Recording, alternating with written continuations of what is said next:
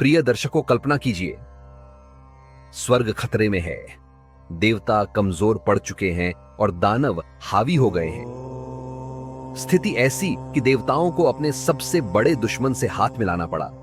क्या था वो अविश्वसनीय कारण जिसने देवताओं को समुद्र की गहराइयों में उतरने पर मजबूर किया, और कैसे उस मंथन से निकले 14 चमत्कारी रत्नों ने पूरी दुनिया का भाग्य बदल दिया। आज हम इस महान गाथा की हर परत खोलेंगे, लेकिन इससे पहले कि हम इस रोमांचक कहानी में गोता लगाएं, जल्दी से लाइक का बटन दबाकर इस यात्रा की शुरुआत कीजिए। और अगर आप नए हैं तो सब्सक्राइब जरूर कर लें, ताकि ऐसे अद्भुत ज्ञान से आप कभी वंचित न रहें। तो चलिए कहानी की शुरुआत करते हैं। एक बार की बात है, शिवजी के दर्शनों के लिए दुर्वासा आशी अपने शिष्यों के साथ कैलाश जा रहे थे। मार्ग में उन्हें देवराज इंद्र मिले। इंद्र ने दुर्वासा, सरष्य और उनके शिष्यों को भक्तिपूर्वक प्रणाम किया। तब दुर्वासा ने इंद्र को आशीर्वाद देकर विष्णु भगवान का पारिजात पुष्प प्रदान किया। इंद्रासन के गर्भ में चूर इंद्र ने उस पुष्प को अपने ऐरावत हाथी के मस्तक पर रख दिया। उस पुष्प का स्पर्श होते ही ऐरावत सहसा विष्णु भगवान के समान तेजस्वी हो गया। उसने इंद्र का परित्याग कर दिया और उस दिव्य पुष्प को कुचलते हुए वन की ओर चला गया। इंद्र द्वारा भगवान विष्णु के पुष्प का तिरस्कार होते देखकर दुर्वासा आशी के क्रोध की सीमा न रही। उन्होंने देवराज इंद्र को श्री लक्ष्मी से हीन हो जाने का शाप दे दिया।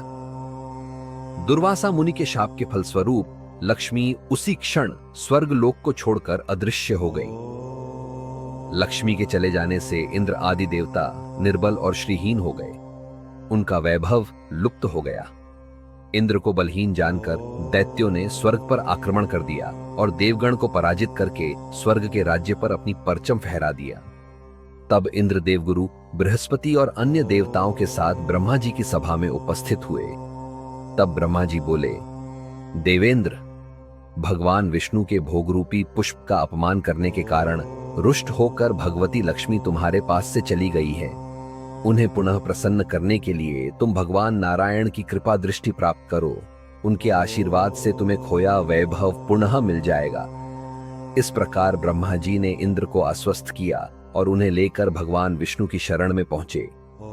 वहां पर ब्रह्म, भगवान विष्णु भगवती लक्ष्मी के साथ विराजमान थे। देवगण भगवान विष्णु की स्तुति करते हुए बोले, भगवान, आपके श्री चरणों में हमारा बारंबार प्रणाम। भगवान, हम सब जिस उद्देश्य से आपकी शरण में आए हैं, कृपा करके आप उसे पूरा कीजिए। दुर्वासा ऋषि के शाप के कारण माता लक्ष्मी हमसे रूठ गई हैं और दैत्यों ने हमें पराजित कर स्वर्ग पर अधिकार कर लिया है। अब हम आपकी शरण में हैं, हमारी रक्षा कीजिए। भगवान विष्णु त्रिकालदर्शी हैं। वे पल भर में ही देवताओं के मन की बात जान गए। तब वे देवगण से बोले, देवगण, मेरी बात ध्यानपूर्वक सुने, क्योंकि केवल यही तुम्हारे कल्याण का उपाय है। दैत्यों पर इस समय काल की विशेष कृपा है, इसलिए जब तक तुम्हारे उत्कर्ष और दैत्यों के पतन का समय नहीं आता, तब तक तुम उनसे संधि कर लो। क्षीर सागर के गर्भ में अनेक दिव्य पदार्थों के साथ साथ अमृत भी छिपा है। उसे पीने वाले के सामने मृत्यु भी पराजित हो जाती है। इसके लिए तुम्हें समुद्र मंथन करना होगा। यह कार्य अत्यंत दुष्कर है, अतः इस कार्य में दैत्यों से सहायता लो। कूटनीति भी यही कहती है कि आवश्यकता पड़ने पर शत्रुओं को भी मित्र बना लेना चाहिए। तत्पश्चात अमृत पीकर अमर हो जाओ, तब दुष्ट दैत्य भी तुम्हारा अहित नहीं कर सकेंगे।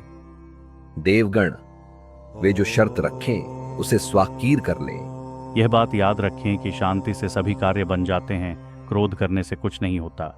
भगवान विष्णु के परामर्श के अनुसार इंद्र आदि देवगण दैत्यराज बलि के पास संधि का प्रस्ताव लेकर गए और उन्हें अमृत के बारे में बताकर समुद्र मंथन के लिए तैयार कर लिया।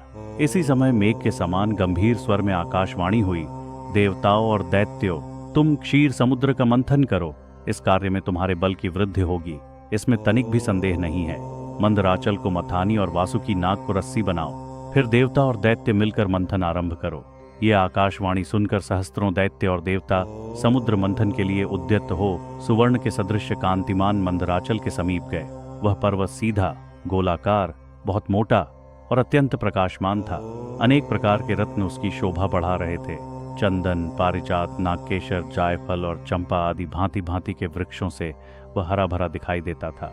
उस महान पर्वत को देखकर संपूर्ण देवताओं ने हाथ जोड़कर कहा, दूसरों का उपकार करने वाले महाशैल मंदराचल, हम सब देवता तुमसे कुछ निवेदन करने के लिए यहाँ आए हैं, उसे तुम सुनो।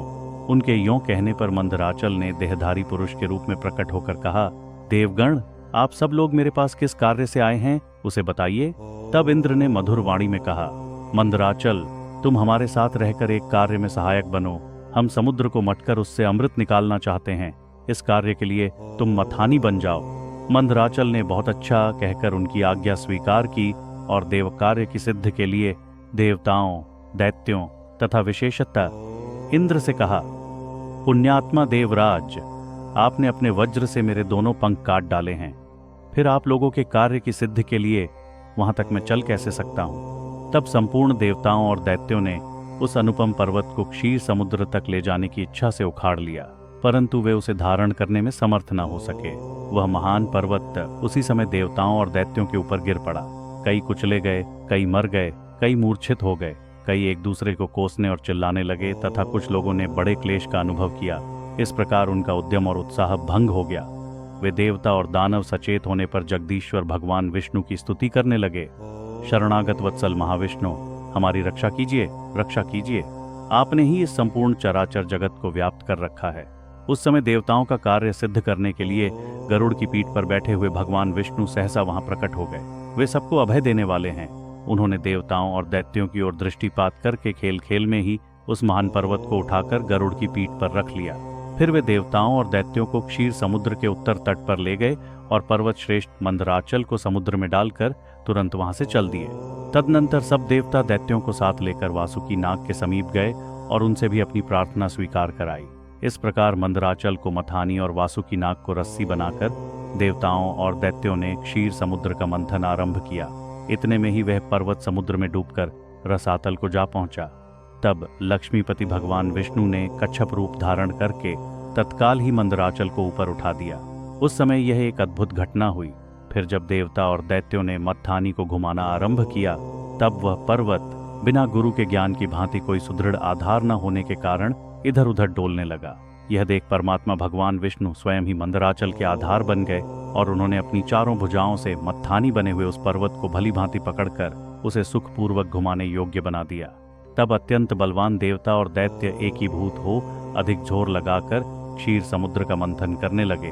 कच्छप रूपधारी भगवान की पीठ जन्म से ही कठोर थी और उस पर घूमने वाला पर्वत श्रेष्ठ मंदराचल भी वज्रसार की भांति दृढ़ था। उन दोनों की रगड़ से समुद्र में बड़वानल प्रकट हो गया। साथ ही हलाहल विष उत्पन्न हुआ। उस विष को सबसे पहले नारद जी ने देखा। तब अमित तेजस्वी देवर्षि ने देवताओं को पुकार कर कहा, अदिति कुमारो, अब तुम समुद्र का मंथन न करो। इस समय संपूर्ण उपद्रवों का नाश करने वाले भगवान शिव की प्रार्थना करो। वे परात्पर हैं, परमानंद स्वरूप हैं तथा योगी पुरुष भी उन्हीं का ध्यान करते हैं। देवता अपने स्वार्थ साधन में संलग्न हो समुद्र मंथन रहे थे।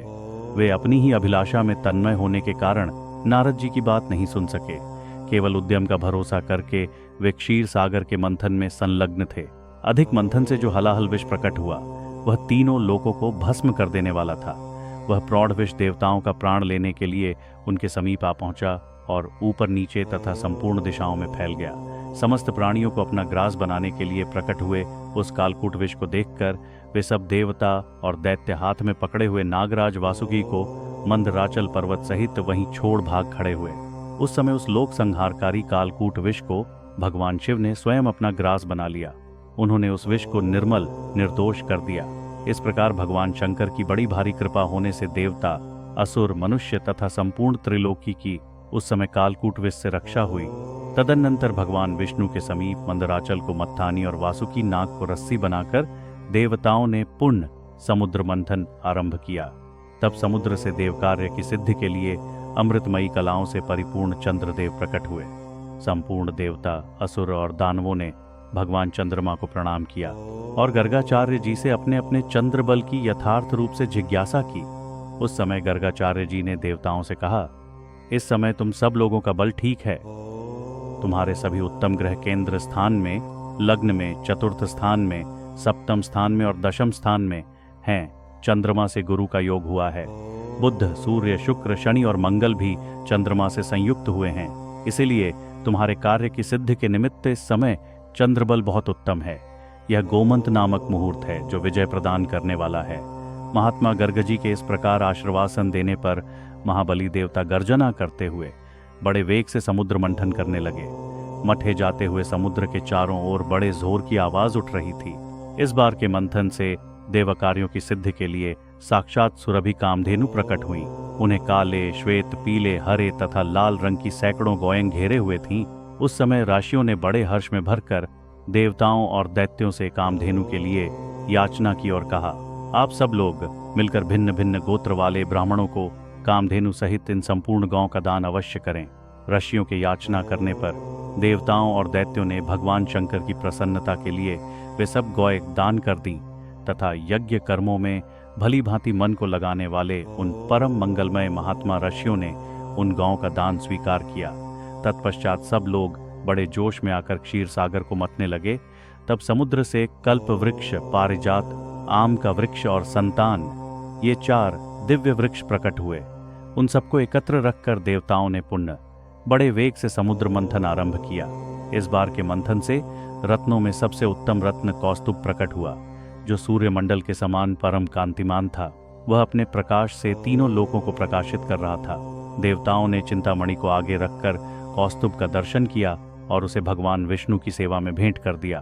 तदनंतर चिंतामणि को मध्य में रखकर देवताओं और दैत्यों ने पुण्य समुद्र को मथना आरंभ किया। वे सभी बल में बढ़े चढ़े थे और बार बार गर्जना कर रहे थे। अब की बार उसे मथे जाते हुए समुद्र से उच्चई यश्रवा नामक अश्रव प्रकट हुआ। वह समस्त अश्रव जाति में एक अद्भुत रत्न था। उसके बाद गज जाति में रत्न। वे दैत्य बोले, हे सुंदरी, तुम कौन हो? लगता है कि हमारे झगड़े को देखकर उसका निबटारा करने के लिए ही हम पर कृपा कटाक्ष कर रही हो। आओ शुभगे, तुम्हारा स्वागत है। हमें अपने सुंदर कर कमलों से यह अमृत पान कराओ। इस पर विश्वमोहिनी रूपी विष्णु ने कहा, हे देवताओं और दानवों, आप दोनों ही महर्षि कश्यप जी के पुत्र होने के कारण भाई भाई हो, फिर भी परस्पर लड़ते हो।